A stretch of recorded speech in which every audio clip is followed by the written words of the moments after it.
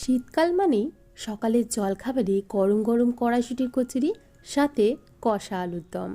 আজকে আপনাদের সাথে শেয়ার করছি একদম অথেন্টিকভাবে কড়াইশুঁটির কচুরির রেসিপি, যা কোনোভাবেই পুর বেরিয়ে যাবে না এবং বানানো হবে ভীষণই সহজ পদ্ধতিতে।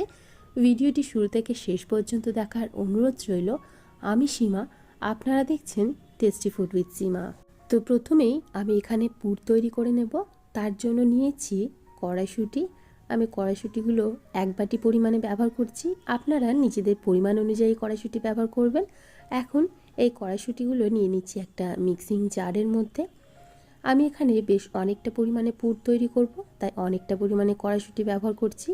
দিয়ে দিচ্ছি এখানে বেশ কিছুটা আদা, কড়াইশুঁটির পরিমাণ অনুযায়ী আদাটা ব্যবহার করছি।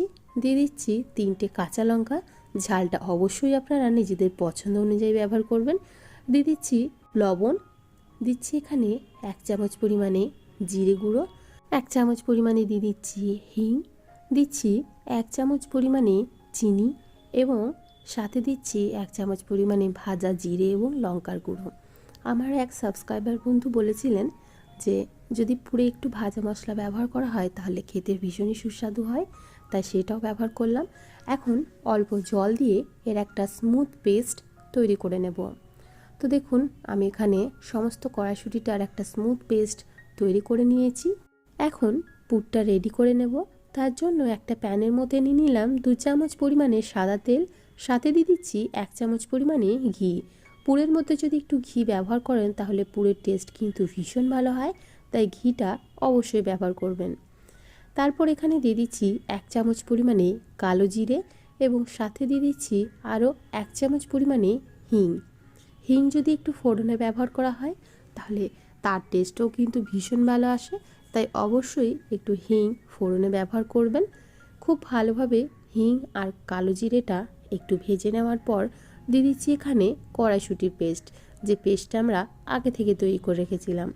কড়াইশুঁটির সমস্ত পেস্টটা দিয়ে খুব ভালোভাবে নাড়াচাড়া করে জলটাকে একদম শুকিয়ে নিতে হবে।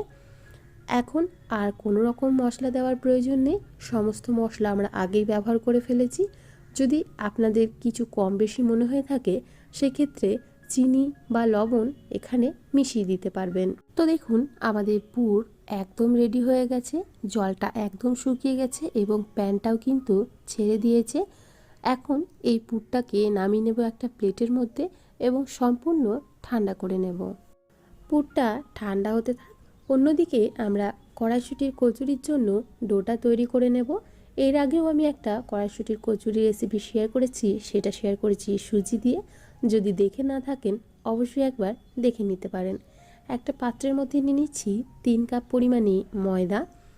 এখন এই ময়দার মধ্যে দিয়ে দিচ্ছি পরিমাণ মতো লবণ, দিয়ে দিচ্ছি ময়ানের জন্য ঘি এবং সাদা তেল।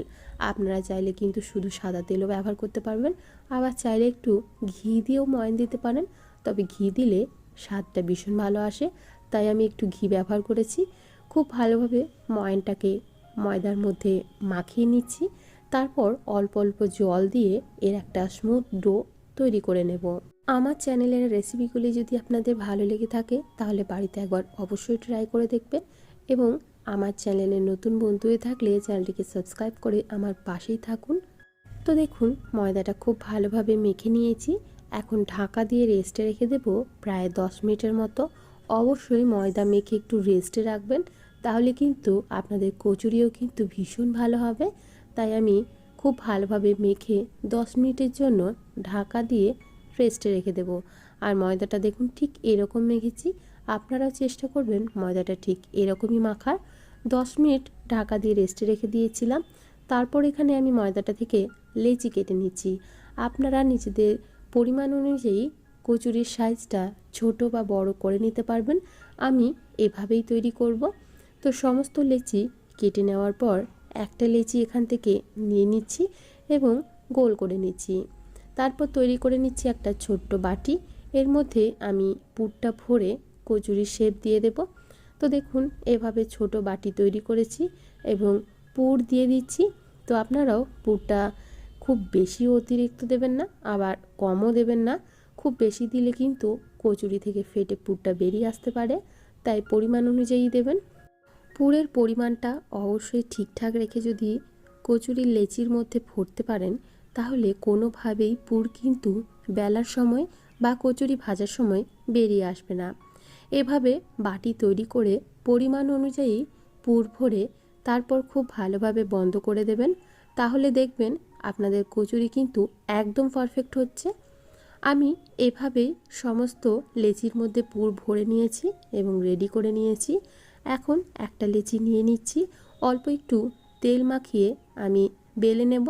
অবশ্যই তেল দিয়েই বেলার চেষ্টা করবেন, যেহেতু আটা বা ময়দা দিয়ে যদি কচুরি বেলেন তাহলে ভাজার সময় কিন্তু সেই আটা বা ময়দা তেলের মধ্যে মিশে তেলটাকে নোংরা করতে পারে। তাই তেল দিয়েই কচুরি বেলার চেষ্টা করবেন। দেখুন আমার এখানে একটা কচুরি বেলা হয়ে গেছে, কোনোভাবেই কিন্তু পুর বেরিয়ে আসেনি। একইভাবে আমি সমস্ত কচুরিগুলোই বেলে নেব, তারপর ভেজে নেব। বেশ কিছুটা কচুরি বেলে নেওয়ার পর অন্যদিকে তেল গরম হতে বসিয়েছিলাম। এখন তেলের মধ্যে একটা একটা করে কচুরি ছেড়ে দিয়ে ভেজে নেব। দেখুন এভাবে ছান্তা দিয়ে একটু তেল কচুরির ওপরে দিলে খুব ভালোভাবে কচুরিগুলো ফুলে উঠবে। দেখুন কতটা সুন্দরভাবে ফুলে উঠছে এবং পুর কিন্তু কোনোভাবেই বেরিয়ে যায়নি। এইভাবে উল্টে পাল্টে কচুরিটাকে ভেজে নেওয়ার পর আমি তুলে নেব এবং বাকি কচুরিগুলো ঠিক একইভাবেই ভেজে নেব। একইভাবে আমি সমস্ত কচুরিগুলো ভেজে নিয়েছি এবং প্রত্যেকটা কচুরি কিন্তু খুব ভালোভাবে ফুলে উঠেছে এবং একটারও পুর বেরিয়ে যায়নি। দেখুন প্রত্যেকটা কচুরি কিন্তু খুব ভালোভাবে ফুলে উঠেছে। আপনারাও এই একইভাবেই যদি তৈরি করেন তাহলে কিন্তু আপনাদেরও কোনোভাবে পুর বেরিয়ে যাবে না এবং প্রত্যেকটা কচুরি হবে একদম পারফেক্ট। তো তৈরি হয়ে গেল পুরে ঠাসা কড়াইশুঁটির কচুরি। গরম গরম আলুর দমের সাথে বা ছোলার ডালের সাথে পরিবেশন করুন, আশা করি ভীষণ ভালো লাগবে। আলুর দমের রেসিপি অলরেডি আমার চ্যানেলে দেওয়া আছে, চাইলে সেখান থেকে দেখে নিতে পারেন। আর এখন দেখিয়ে দিচ্ছি কচুরির ভেতরটা ঠিক কীরকম হয়েছে। দেখুন কচুরির ভেতরটা ঠিক কতটা সুন্দর হয়েছে, কোনোভাবেই পুর কিন্তু বেরিয়ে যায়নি এবং প্রত্যেকটা কচুরি হয়েছে একদম পারফেক্ট। আশা করি আপনারা দেখেই বুঝতে পারছেন। ভিডিওটি কেমন লাগলো অবশ্যই কমেন্ট করে জানাবেন। ভালো লেগে থাকলে একটা লাইক করে দেবেন এবং আমার চ্যানেলে নতুন বন্ধু হয়ে থাকলে চ্যানেলটিকে সাবস্ক্রাইব করে আমার পাশেই থাকুন। আজকে এখানেই বিদায় জানাচ্ছি, আবারও হাজির হয়ে যাব নতুন কোনো রেসিপি নিয়ে। ভালো থাকবেন, সুস্থ থাকবেন এবং ভিডিওটি সম্পূর্ণ দেখার জন্য আপনাদের সবাইকে অসংখ্য ধন্যবাদ। বাই।